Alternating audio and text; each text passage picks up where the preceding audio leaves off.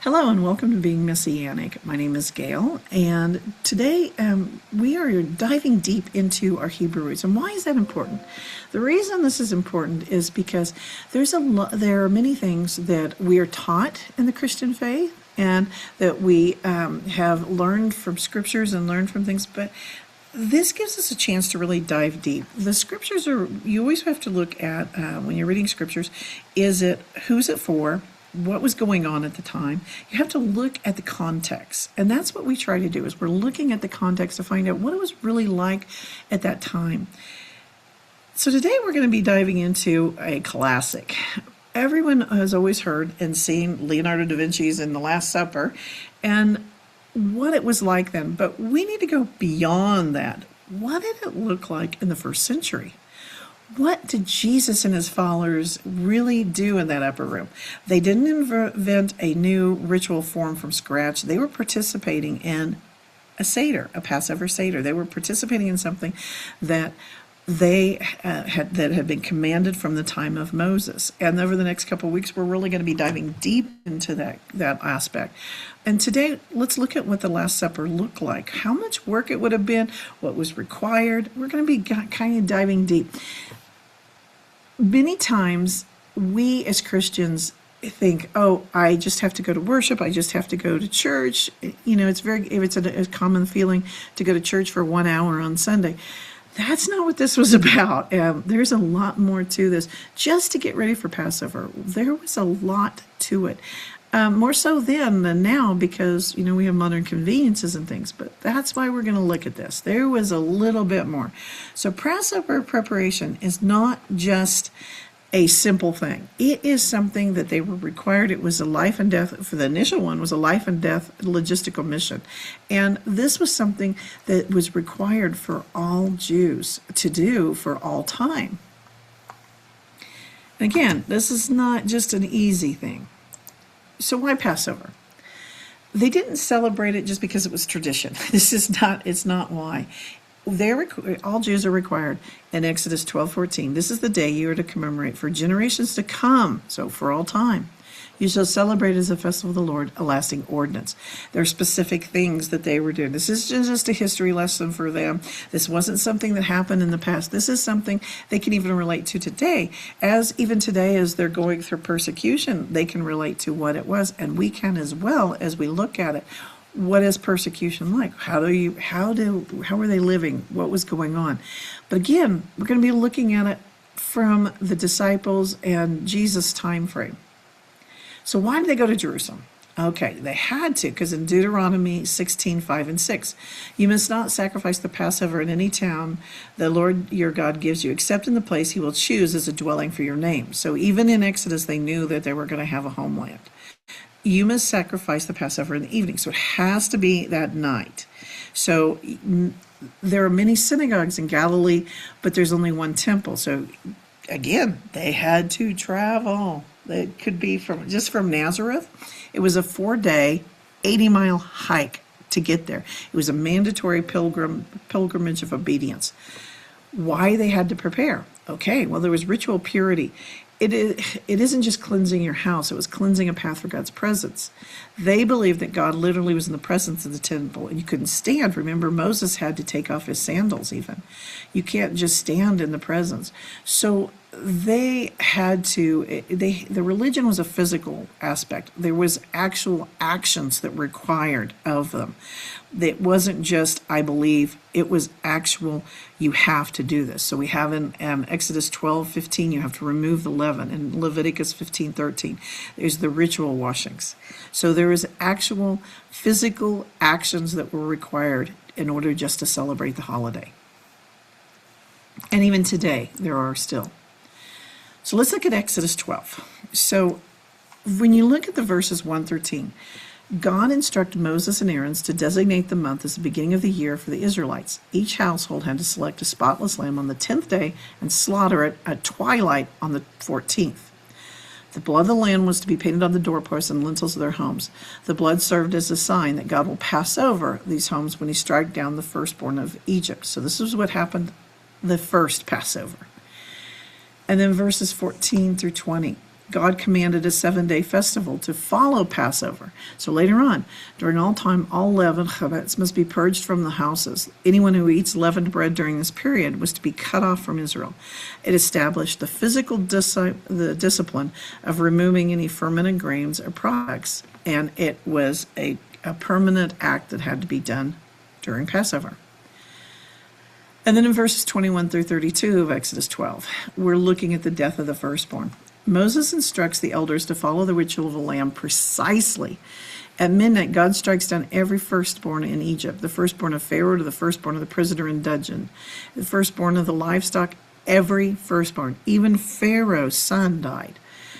Moses and Aaron in the middle of the night commands the Israelites to leave immediately. So they have to get up and leave immediately. And that's why they have the unleavened bread, because they're leaving immediately. Verses 33 through 42. The Egyptians urged the people to hurry, fearing they would all die, not just their firstborns, and all their animals and all the things that had happened with the other plagues. The Israelites left in such a haste, their dough wasn't leavened, so they carried the kneading poles wrapped in cloths around on their shoulders. They were given gold and silver and clothing from the Egyptians just to get rid of them. They effectively plundered their oppressors. We know from verses 33-42 that there were 600,000 men on foot. So there was a mixed multitude. And we know that their families left. We know that some non-Israelites left as well, that went with them, that later converted. So we know that there was a large group of people. And they departed after 430 years of being in Egypt. So 43 through 51 tells us there's very specific regulations that God gives them about the observance of Passover in the future. No foreigner may eat the Passover. A purchased slave may eat it if they are circumcised. A lamb must be eaten inside one house. It can't be taken outside, and no bone of a lamb. So that's one of the interesting aspects of this, that no bone of the Passover lamb can be broken. And there's even today, there is very strict regulations if you're eating a Passover lamb about how you can't break or cut or do any of this. I mean, you can cut it later, but the no bone, even when they're cooking it, they take special care that no bone is broken.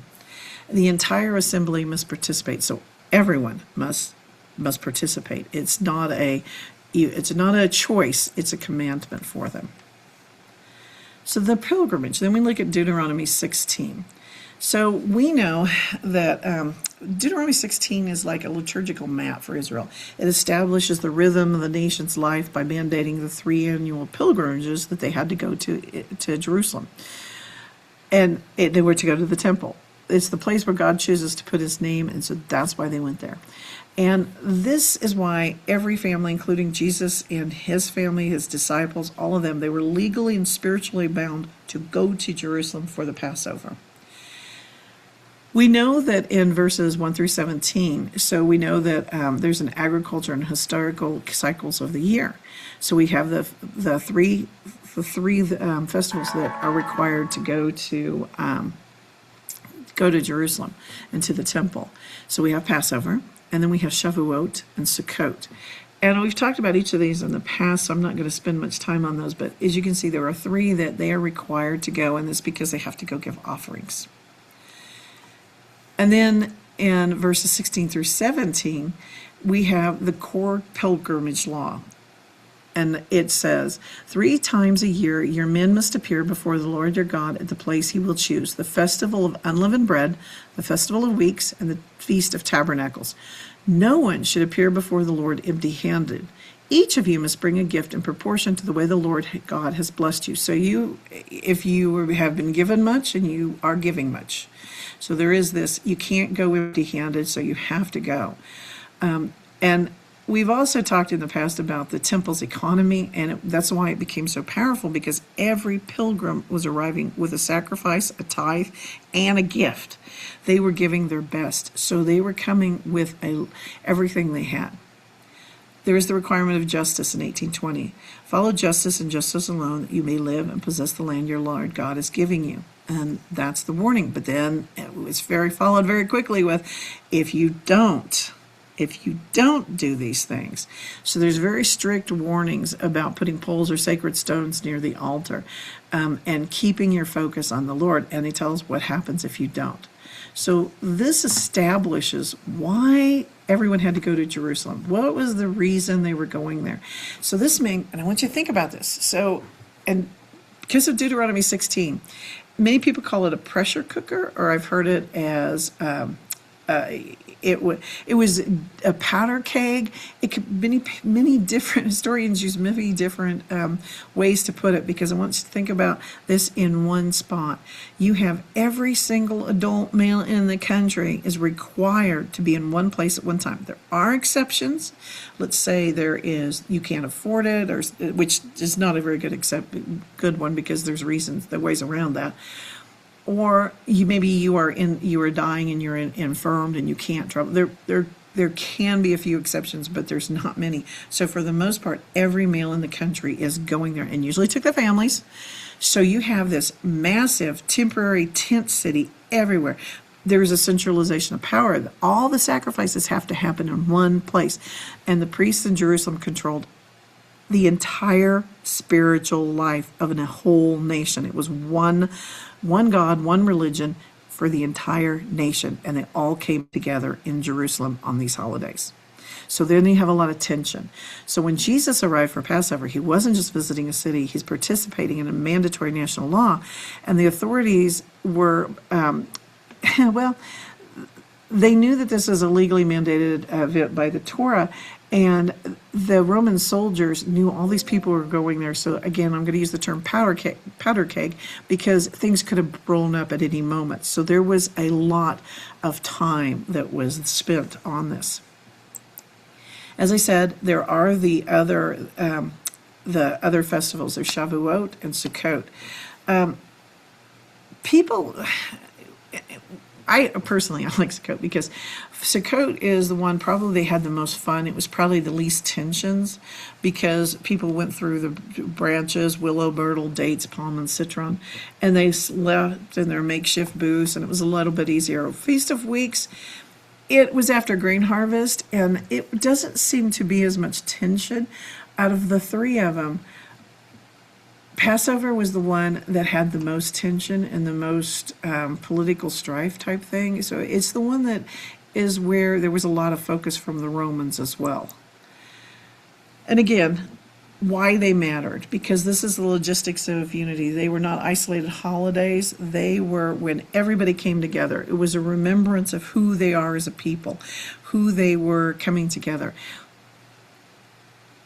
It was a time to remember where your history was, and they came together to do that. So what about the prep? The prep for Passover is a tough one. We wash, we scrub. According to Leviticus 15 and Exodus 12, we have to scrub everything. We have to clean everything. There's a spiritual to-do list, basically, in Leviticus 15 that provides the prerequisites. You have to have the domestic purge, the chametz. You have to do all of these things to get it reset. We have a commandment for this. So in this one, God is telling us that we have to get all of the leaven out of the household. So leaven represents the old life, and for us as Christians, it represents also sin. So it's the fermentation of the sin, the pride, the corruption of the past. It has to be gotten out of. But this meant a literal physical scrubbing. And because bread was baked in stone ovens and stored in porous clays, leaven residue could be anywhere, and they had to literally scrub everywhere. You would spend days scrubbing and cleaning. Even to this day, people we call it spring cleaning, but you go through and you totally scrub your house down and you get rid of it, and you have to get rid of all the leaven that's in the house. And while Leviticus 12 is getting ready for your home, then we see, Exodus 12 is about getting ready in the home. Then we have getting ready for you. How you get ready. So in Leviticus 15:13, this chapter outlines how a person becomes ritually impure, and you have to get spiritually clean. So they were doing mikvahs. They were taking a bath. We know that John, they usually there's really requirements about running water and different things about it. how they do a mikvah, and it's a complete submersion. And this is where you also see John the Baptist doing this for people, giving them a complete submersion. So think about this. Life in first century Judea was a very messy place.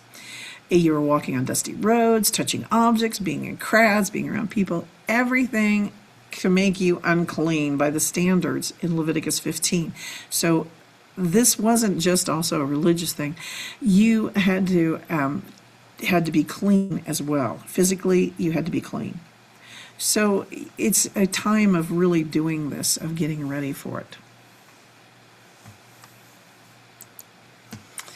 So you can see the summary, what you're having to do, where you're moving in the Exodus 12. Again, it's the feast prep. You have to scream. You have to clean the house, scrub, and get rid of all of the leaven. You also getting ready to eat the Passover lamb. You have to prepare the lamb, which we will be talking about because that's not easy either. And you have the personal aspect. You have to, how do we get rid of things? How do you be able to stand in the temple? How do you be able to stand before God? And those are the things they're getting ready for. So before you get to the upper room, it's not just a nice dinner. Jesus would have been finishing 3 days of exhausting physical, he and his followers, expensive labor. Their labor that every Jewish man in Jerusalem had to perform. He was standing in the end of the to-do list of the law. He was about to change the meaning of the entire list with his Last Supper, but you can see all of the work going through this. There's a physical labor and there's things for them that they had to do. So again, you have Exodus 12:15. For 7 days you are to eat bread made without yeast. On the first day, remove the yeast from your houses, for whoever eats anything for the yeast on the first day from the seventh must be cut off from Israel. That's how strong this is. The Lord commanded that if people are eating chametz during this time, that they will be cut off from Israel. And then in Luke 22, 7-8, then came the day of unleavened bread on which the Passover lamb had to be sacrificed. There's a time frame for when you eat the Passover lamb. Jesus sent Peter and John saying, go and make preparations for us to eat the Passover. So keep in mind, Peter and John left to take care of this. He sent them to perform the search for leaven and secure a room, and then they had to get the lamb ready.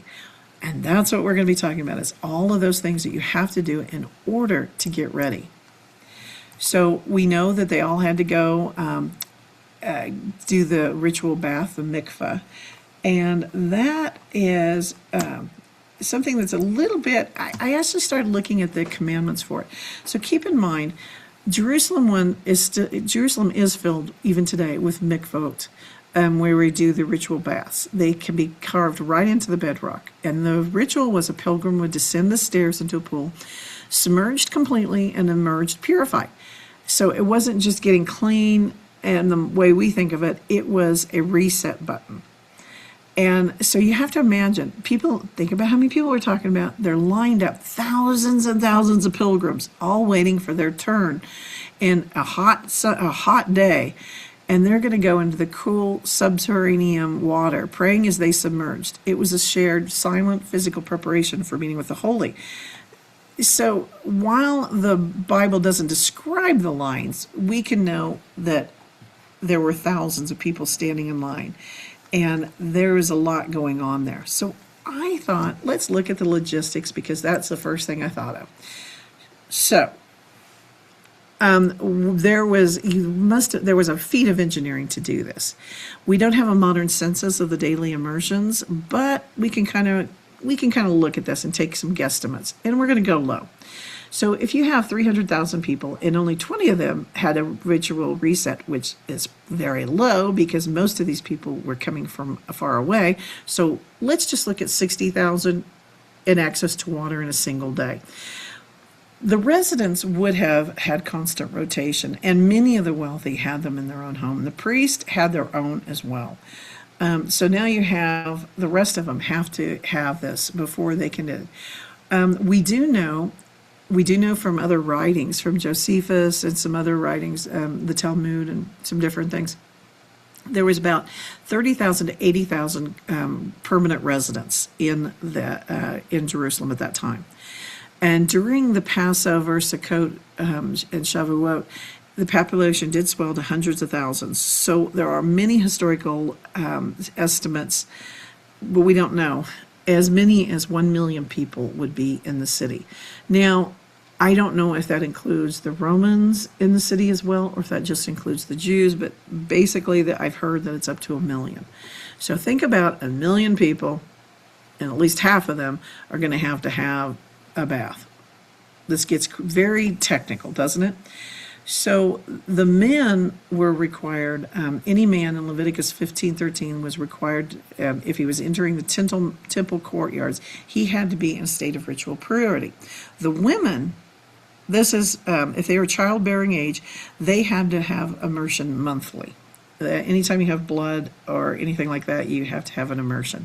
So daily contact, if you touched any dead, creeping thing, or if you were if a family member died, if you were in a house with a corpse, or even touching someone else who was unclean, that's why they never touched the unclean and wouldn't have dinner with anybody who wouldn't be around anybody who wasn't a Jew, because if you touched them, then you were unclean and you had to go through this whole process again.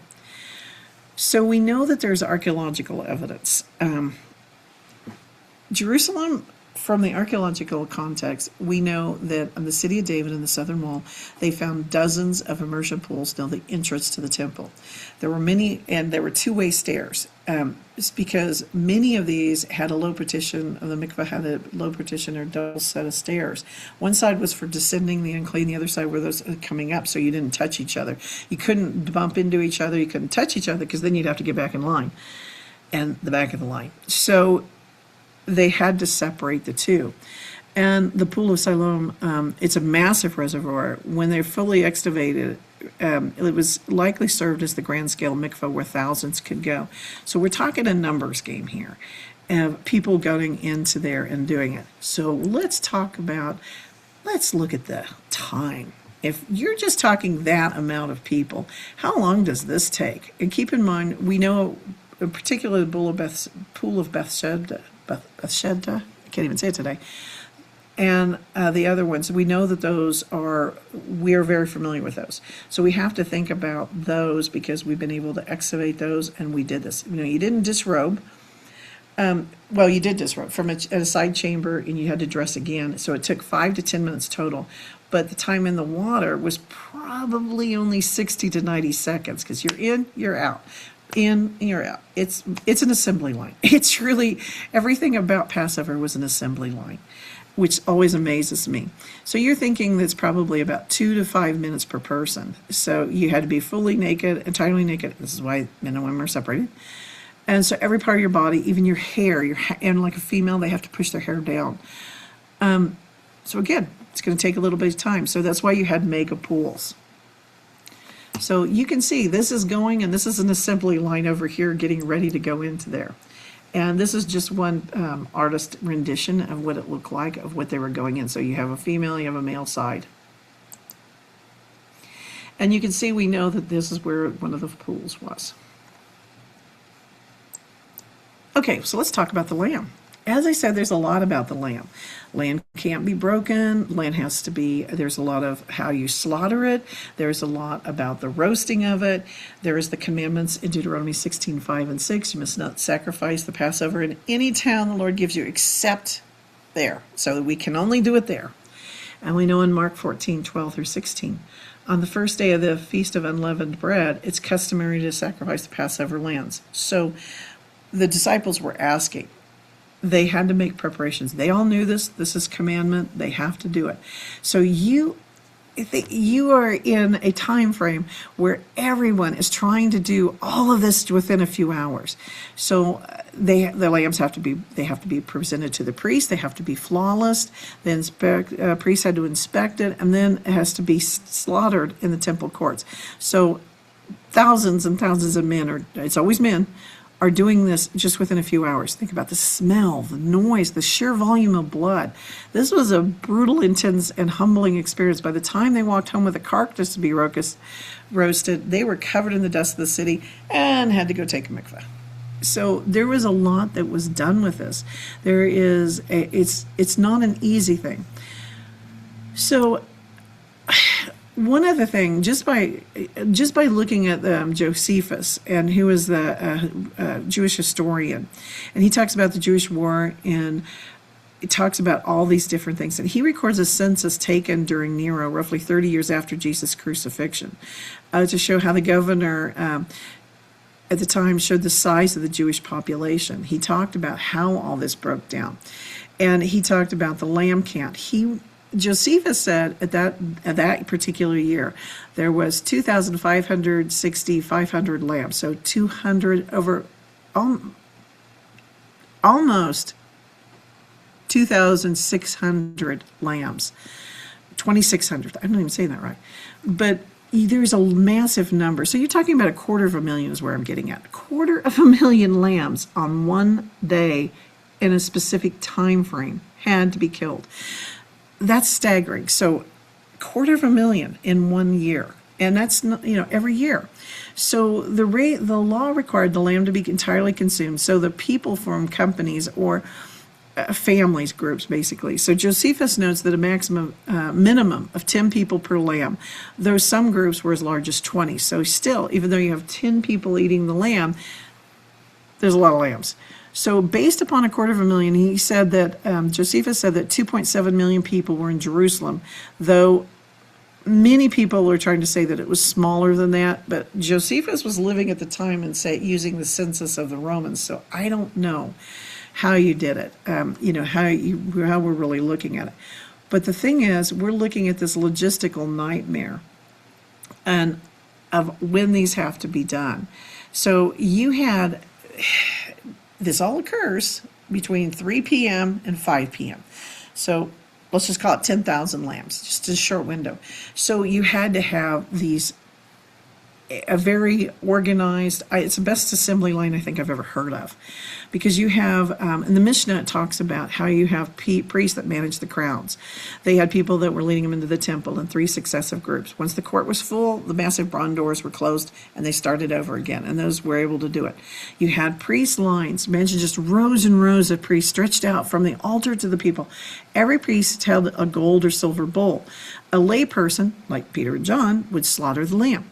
The priest would catch the blood in the bowl and pass it to the line to the altar to be splashed on the base.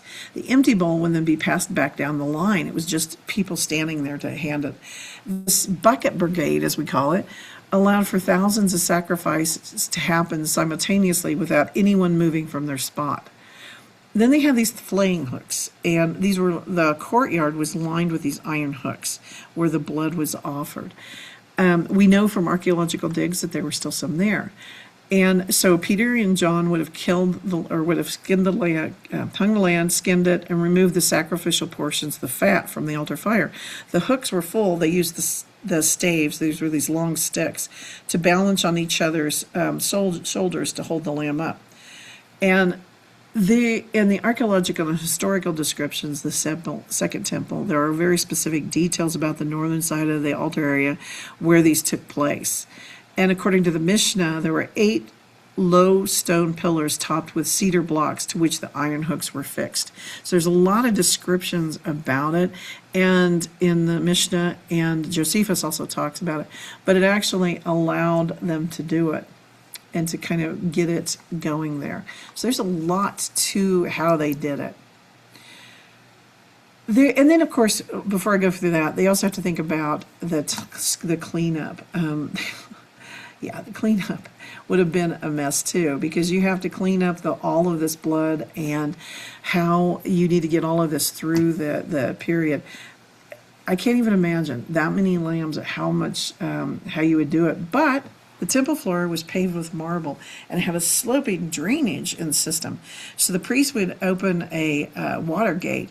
A literal river of water would splash the blood down the Kidron Valley. And that's why it grew so well, because it had all this blood going to it. So on Passover, the Kidron stream would have run red for quite some time. So then when we look at this, and again, I'm only going to go 30,000 lambs. And of course, this was more. We know that this was more for all of the people that were at the time, and the records we have of them. So it wasn't as easy as just going up to the grocery store and picking up groceries. These, Peter and John, when they were making preparations, they were participating in a massive, loud, visceral event. Think about the sound of thousands and thousands of people, the bleating of the sheep. And during this whole time, the Levites, the priests, are having to chant Psalm 113 and 110 through 118, and they were chanting it. So they were continuously chanting it because this is also required. And so they would have been doing this during the whole time. So yeah, just think about how this happened. And then on top of this, as I said before, they couldn't break any bones. They had to be super careful. In Exodus 12:46, it must be eaten inside the city. Take none of the meat outside the house, and do not break any of the bones. So the Passover lamb cannot have any bones broken. And all of that would have taken, we're talking probably 6 hours, could have been even longer, from the time they entered the temple gates to the moment they walked back up to the upper room with the meat ready. There was time that they were doing all of this. This would have taken time and preparation. And then we have to have pure garments. So before we can sit down to this meal, we have to think about, we had to also take the mikvah and everything. So the pilgrims didn't travel in their best clothes. They brought them in a clean set of garments for this. And they spent the day before Passover washing their traveling clothes in the streams surrounding Jerusalem, like in Kidron or the Gihon Springs. And these needed to be pure for the feast as well. So if you wore the same dusty cloak, red road-stained cloak, that when you walked 80 miles, you would have felt out of place. It would have been wrong. So you had to do this active washing. So all of this was done as well. And we know in Exodus 19:10, the Lord said to Moses, go to the people and consecrate them from today and tomorrow, have them wash all their clothes. So in order to celebrate Passover, you had to do that as well. So through all of this, we have to have the purity and we have to have the being ready for it. So there's all of those things you spent. Think about this. If you spent 3 days scrubbing your house, washing your clothes, so waiting in line for a ritual bath, and then you had to do all of this with killing the lamb, would you not be ready for this dinner and be ready for this celebration? They would have been. And it's time to remember the Passover. This would have felt like it's not a quiet dinner, but it's the end of a grueling, intense, multi-day spiritual marathon of getting ready. All of these things that you had to do to get ready. So how is it different than what we do today? Because we can't go and sacrifice the lambs. We don't do those things. Jews do not do those today. Instead, we have I still do the Seder. And so there still is that. So we're still doing that, but we're not doing all the things that were done at the time. Also, how did the Last Supper versus our modern day Seder look like? Well, there is a lot of this. The one thing to consider is there is a cup of blessing. In the Seder, there are 4 ritual cups of wine. The cup of blessing, the third cup, is poured after the meal. Many believe that this was what Jesus was using in the new covenant of my blood. By doing this, he was taking the tradition of the Jewish Thanksgiving and refocusing it and giving us what it meant and fulfilling it. And then when he got to the unleavened bread, the Seder requires bread without leaven, as we've talked about. And at the last, he would have been broken it, and there is a last bread. There is a last part of this. So he's doing this as part of the Seder. And keep in mind, today we actually have a Seder book, that we have a Haggadah that we use to do the Seder. But at that time, it wouldn't have been this. They would have been talking to it. It would have been a little bit different. So this isn't just, when we do a Seder or do the remembrance, it's not just a historical event. It's the bedrock of the faith. It is looking at the remembrance to what we are going through now. It's looking now for us as Christians, we look at the new covenant and we look at all of this as the table fellowship. We look at all of this tradition. So as we look at the Hebrew roots of the faith, we can see how this is embedded in even to as we recognize the Last Supper and as we do communion. So the Seder, as I said, was a little bit different than the formalized ritual book that led the ritual that we do today. It's very different. But they would have been covering the same things, just not in the same way. You also have to think about the atmosphere of a Seder at the time. At the time, they wouldn't have been sitting in chairs. It would have been more of the recline. Their furniture was very different. They would have been lying on their left sides on little couches and cushions. So reclining at the time was the symbol of freedom. The slaves ate standing up, and the men reclined. So every part of the ritual was to emphasize they were no longer in Egypt. So even how they sat down was part of it.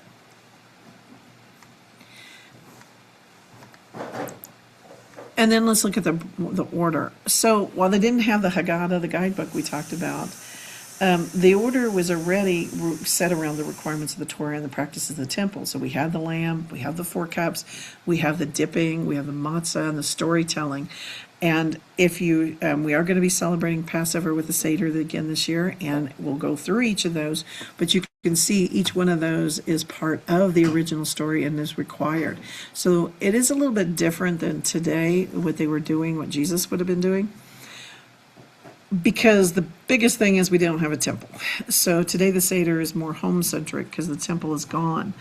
And at that time, you couldn't have a valid Passover meal without having the sacrifice of the blood from the lamb, which is interesting because when you think about it, we don't do, even a Seder, they don't always have lamb now, and you don't have that at all. You have a representation. You have like wine or grape juice, whatever, for that. So there is a little bit of difference. What about prayers? So they would have been praying, and there is a connection between even what the first century was doing and the Christian prayers that we have today.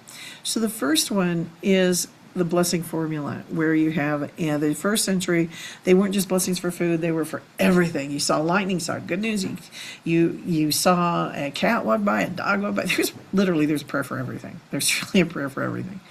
And we've talked about the Shema, and the Amidah. We've talked about the standing prayer and the Shema that said every day. We've talked about those in the past, and we can go through those a little bit. But you can see how we've talked in the past about how those were the anchor of all our prayers that we have in Christianity, even today. So the Lord's Prayer, it comes from them. And there you can see an evolution. But so they would have been praying at this. There are set prayers that they would have said at the Seder that Jesus and the disciples were doing at the Last Supper. And there are definite things from it. But then we have where Jesus added to it and said, Our Father, who art in heaven, hallowed be thy name, thy kingdom come. And talks about giving us our daily bread and forgive us our trespasses. All of these are exactly things that would have been common to them, except he was telling them who he was. He added to it. It wasn't just their tradition. He was adding to it, and he was answering this, and he was saying he was the fulfillment. I mentioned that during the preparations, they would have been singing, and even at a Seder, their Seder, they would have been doing Psalms 113 through 118. If they sang at the end of their meal, it would have been a chanting of this. It's the Psalm of Deliverance. Typically, there was no instruments. It's very. There could have been some, but they probably wouldn't have been doing it because this is more of singing it.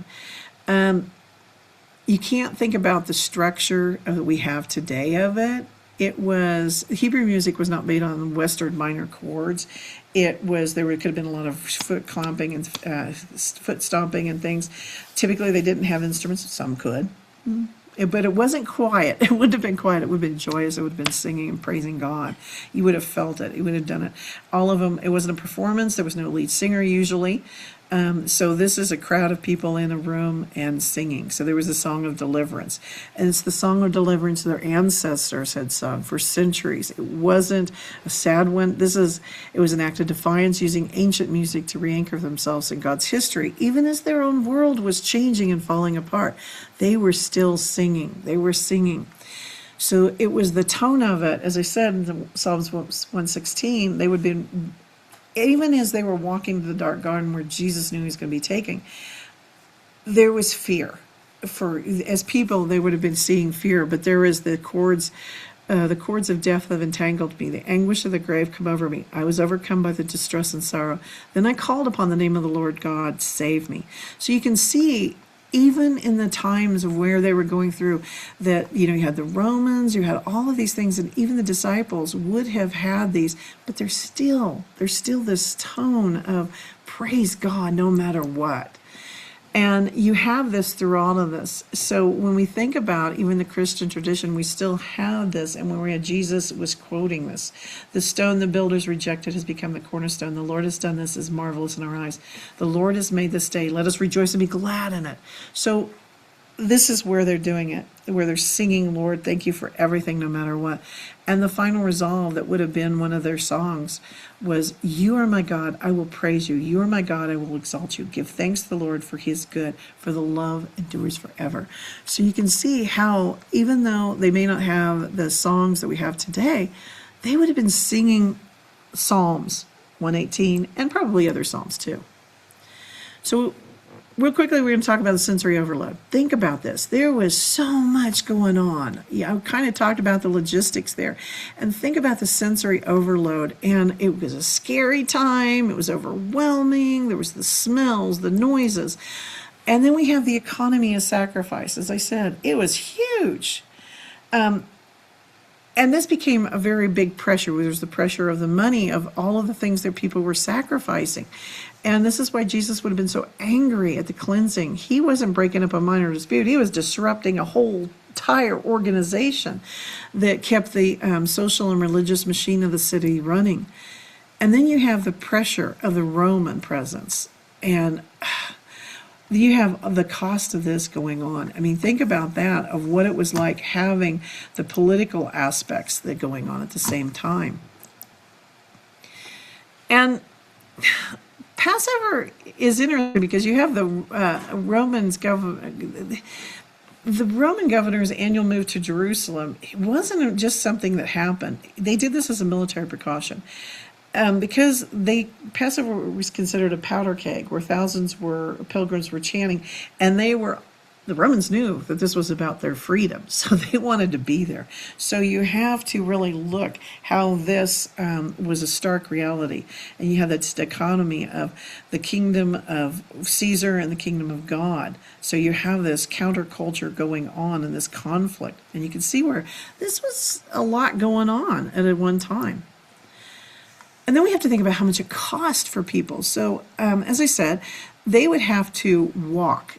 So an unblemished lamb first cost between 2 to 4 denarii. Since 1 denarius was a standard wager, a lamb cost 2 to 4 days of work. Then you had the temple tax. Every adult male had to pay when they went there at approximately 2 denarii. And then you have the essential preparations. You had to have the spit, the bitter herbs, the wine, which is 4 cups per person. So divide that by how many people you have, or multiply that by how many people you have. Then you have to have the bread. So you're adding another couple of denarii probably. So you're talking about 5 to 8 days worth of wages. Well, if a modern worker makes $150 to $200 a day, the groceries and tax for this meal would have cost about $1,000 to $1,600. Then you have the time sacrifice. If you didn't live there, you were going to have to journey. So you're talking 70 to 80 mile trek, 5 to 6 days of walking. There's lost wages. So you're looking about 15 to 20 days that you would be without income. So 3 weeks of unpaid leave to do that is what we're talking about. Then we had to stay somewhere. Typically, though, people opened their homes up for free. You were sleeping in a crowded roof or courtyard with 30 other people you didn't know. And if you couldn't, then you had to camp in the surrounding hills. However, there is something that they did give to the people when they were staying in their homes. And so this is the total summary of what I came up with, what it cost. So you're talking about, to do this 3 times a year, it was 25% of their annual income. Nearly 2 months of year was just dedicated to the pilgrimage. So it's just not a single day of going to this. What's interesting is they also would give the cost of the lamb. The lamb is fascinating because the lamb skin, I was thinking, my husband and I were thinking about this, the lamb skin was used for leather and stuff. And typically what they did was they would have taken that back to the person's home they were staying at and given them the gift of that, because that was actually worth quite a bit that they could make money off of. And it would cover the cost of how much they spent to house all these people. So that's the way they did it. It helped people work together. So today I decided for our root word we were going to look at kara. So it'd be kara. And this one, it is to call or to proclaim. It's over 700 times in the Hebrew Bible. And think about this. When Jesus was doing the Last Supper, he was calling people. And when he was in his ministry, he was calling people to him. And that's why I thought this was the perfect word for this. He called them. He called them to him and said, here I am. This is who I am. Come to me. And what a perfect thing as we get ready for Passover to think about how the Lord has called us. And the last thing I thought I'd cover is I found a recipe for ancient unleavened bread. This one is historically accurate because it was found, where was it found? It was found, hold on, I had it in here. This is found outside of Galilee, the recipe for this. So this one is something that they would have had. They know that the oldest ever bread ever discovered was 14,000 years ago, when archaeologists found that one in Jordan, and that one had wild cereals that were ground down and baked on hot stones. So this is a good example of what they would have been eating when they're doing that. So I know it was kind of a long one today, but I'm going to open it up and ask if first Pastor Henry and the elders if there are any questions or comments about Passover in the first century. Yes, hello, Gail. Thank you for the class today. Very insightful to see all that brothers and sisters from Jewish background go through based on the requirement of the Lord. I really appreciated the logistics based on the logistics of travel in terms of all the personal and economical sacrifice that people had to do, the disruption of the routine that they had to go through, and also the economical impact, wages that are lost, and the cost of the sacrifices, the lodging, and even the sheer amount of water that needs to be used to be able to comply with this requirement on a yearly basis. That's just it's just an eye opener to see all this. So thank you for highlighting it. I was reflecting on the fact that the Lord knew that this will involve a lot of logistics, but he still did this for many reasons, and one of them was so that people will remember to acknowledge the blessing that he has given them. As you were talking about one of the aspect of the pilgrimage, they were required to show up with a blessing, with something that represents the blessing that they've received from the Lord. So showing up empty-handed is not an option, and this forces the individual, leads the individual to remember that they have been blessed, and therefore it is good to go forward with a blessing as well. And that is a way for the Lord to also help us remember to count our blessings, so that when a pilgrimage like that is done, it is done from a perspective of gratitude. So that was one of the things that stood out to me. The other one is the reclining at the table. Essentially, a servant or a slave will have to stand up, whereas a son or daughter will sit down. And as you were talking about it, I remember that we are seated in heavenly places in Christ Jesus, which brings forward the status that the Lord has given us, a status of being children of the Most High, we are seated in heavenly places, and so that is so wonderful to realize all this, especially the calling that you mentioned as well, that the Lord has called us to be His sons and daughters, and therefore we sit at the table to recline. So those are some of the my takeaways today. So thank you very much for the class today. Well, thank you, Pastor Henry. That's true, and it is interesting.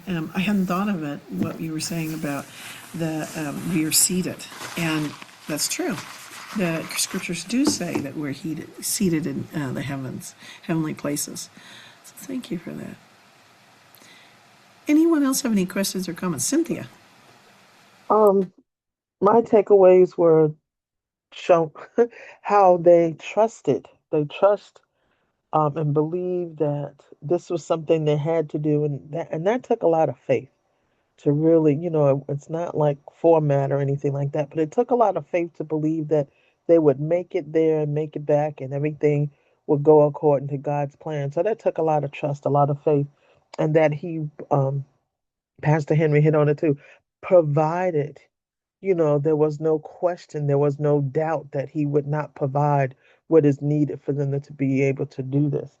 And then the compassion that they had for one another to open up their home for a stranger, to be able to sleep next to a stranger, someone you didn't know at that time, but maybe next time you were there, you were able to communicate. So that brought the community closer, to say, hey, we're all here together, and the showing forth the love of the Lord, and the love for each other. Thank you. You are right. There was. It's a beautiful story when you think about it, of the way it was done. And, it did kind of change a little bit, and that's why Jesus was chasing out the money changers. I do a lot with logistics, and I focus a lot on logistics. And as you can tell from, I always go right to those kinds of things. But it is amazing to me how easy this became to get that many people in and out, that it became work, I think. And for many of them, I think that when you talk about the priest, I can see where this would become, okay, and I would be a Martha here instead of a Mary sitting at Jesus' feet. I would be the kind of person easily, if I wasn't careful, okay, let's look at the logistics. Let's do this, and this, and this. Let's get this line going here. Let's keep this moving, keep it moving. I can totally see how it became focused on the act and not on the Lord and what we are doing. So while the pilgrims, most of them, I think, would have been still focusing on that, I think it was very easy for many people to focus on, let's get this done, instead of, and we do that today, instead of focusing on the Lord. And for me, as I was reading all this, that's where I was really getting this, is to make sure where our focus is. Any other questions or comments?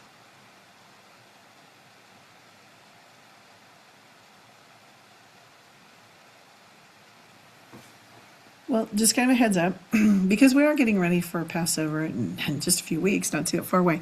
I did want to, I don't think I shared it, but I'll have it for next week.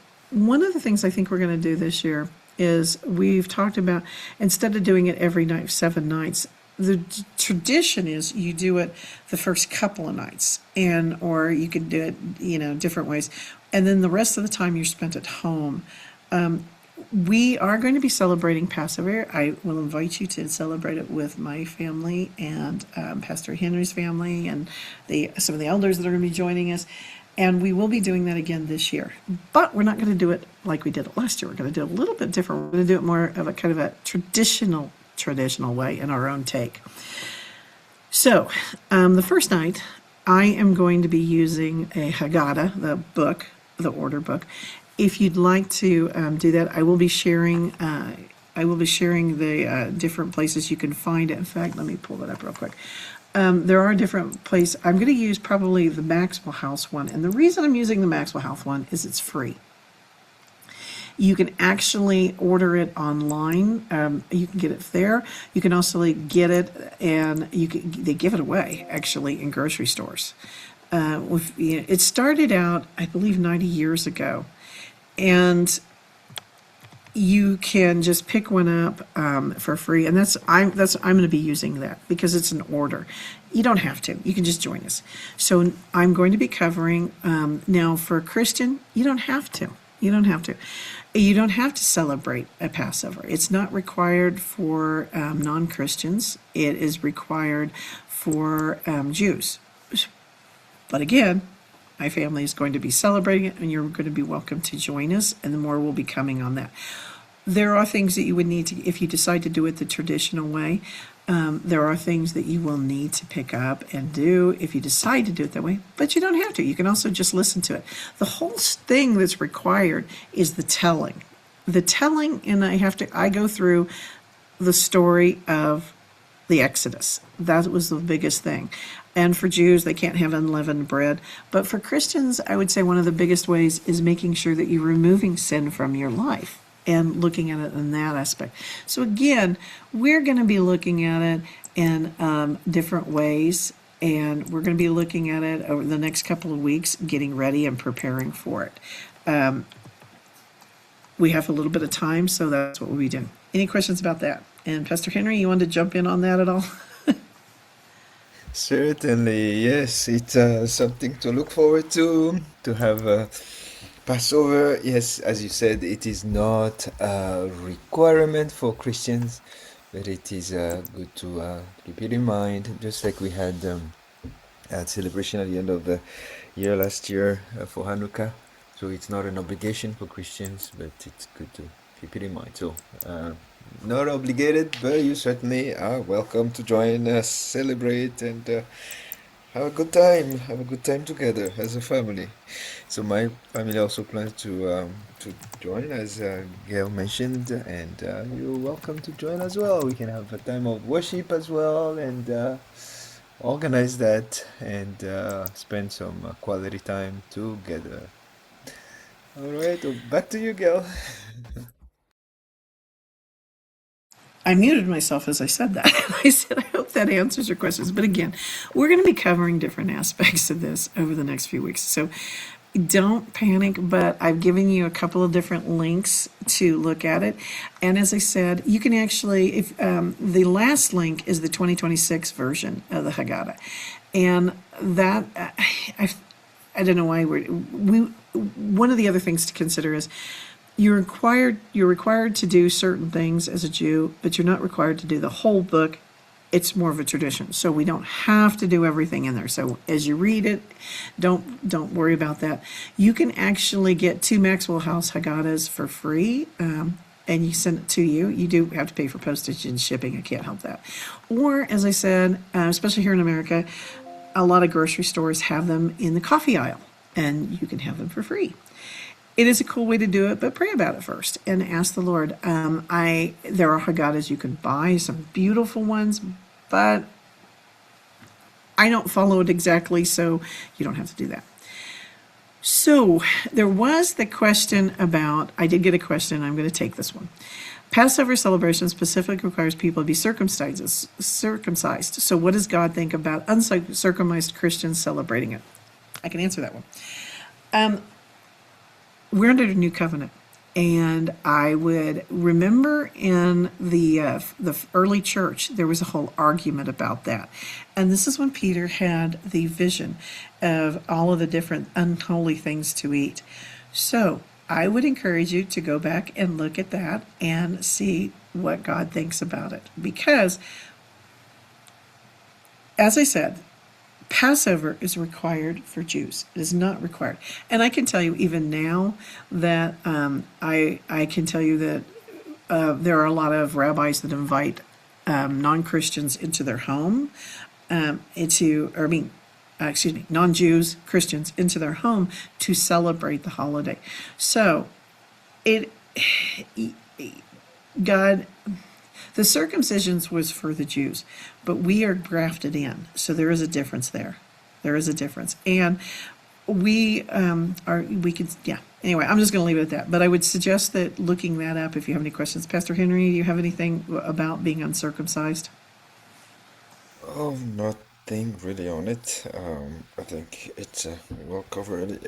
It's the aspect of what is required as a Jew and what is not required as a non-Jew. Um, so yeah, I won't have much to cover this time about So, that. yeah, and I would say it's okay. And keep in mind, we are grafted in, and it's a new covenant. So, and that's where we have so much where Peter was saying that. So, I would just say leave it at that. Exactly. So, no, I'm not asking you guys to all go out and get circumcised. Okay. But if I will warn you, if you ever decide to convert to Judaism, that is required. So just so you know, if you ever want to convert, then that is a requirement. Okay. On that note, I think that's enough for the day. Well, again, like I said, over the next few weeks, we'll be covering different aspects of the Passover and getting us ready for it. And we'll be talking about more things to need. But if you are interested, like I said, I put some things in there where you can see it. You can also do some research online. There's a lot of free stuff out there. You don't have to buy anything. There's a lot of free stuff out there to look at it. And you are more than welcome to join my family and I and Pastor Henry's family as we celebrate it. So I hope to see you there. And again, we're only going to celebrate it the first night, which is during the week. So more to come on all of that and the time and everything. All right. Well, it is the end of our time. So I'm going to close us in prayer. Heavenly Father, thank you so much for allowing us to come together and to learn about, wow, what a time it was during the time when Jesus was here in the first century, during the temple period. And what it would have been like just to have the smells, the chaos, the oppression, all of those things going on at the time when the disciples were meeting in the upper room. How amazing it is that you still shone through. You shine through, and when the focus was on you, what a blessing it was. And what a good reminder to us that the focus should be on you, not on all the other things that we have to do, but focusing and totally dedicating ourselves to you. So thank you for that. Thank you for that reminder. Thank you for the fact that there can be something that you require of us, something physical that you require us to do. Thank you for telling us that and showing us that sometimes those things are required so that our heart should be in the right place and we should be focusing totally on you and listening to what it is you want us to do and only what you want us to do. And Lord, thank you for allowing us to come together as a group to learn about you and to discuss it and laugh and enjoy times together of learning about you and your people and your ways. And Lord, if there was any bonds that formed between us, we ask that those be severed and that we remain wholly unto you and only you. Lord, we thank you. We thank you and we celebrate you and we praise you and honor you and glorify you. We love you, Lord, and that's why we come together to learn about you. In your precious, precious name. Amen. Shalom, everyone. I hope to see you throughout the week and definitely see you on Sabbath services. And next week, we are going to be talking about plagues. So as we get ready for Passover, we're going to be looking at the plagues a little bit, and we're going to be looking at them a little differently. So I hope to see you here next week for that as well. Shalom, everyone. Bye.